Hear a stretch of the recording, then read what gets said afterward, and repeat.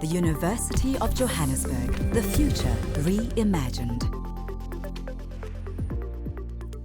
Hi, my name is Lisa Hawker. I'm an industrial psychology honours student. Today I'll be sharing my views on what academic integrity is about. For me, academic integrity, the two things that coincide with that term for me is honesty and having a high ethical standard and submitting work with a high ethical standard. I think as students, especially now that our climate is basically online and all our submissions such as tests, assignments, exams are all online, I think that it's become much easier for us to fall victim and to be tempted to provide work that is not necessarily of our own. And I think that is why most of our lecturers have now pushed that we really reference and ensure that we don't plagiarize and just forget to source information from the original authors that provided the original ideas of the research that we are actually sourcing.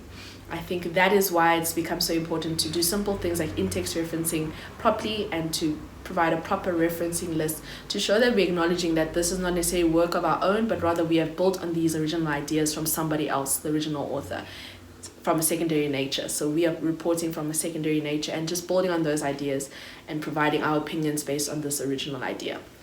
And I think when I think about ethics and online misconduct and how it's become so important that we try to avoid that as students, is we are providing work and submitting tests and assessments online, and we should be accountable for the work that we are submitting. Hence why words like accountability, respect, honesty, and integrity have become such important aspects in describing a good student and what a good student should be about.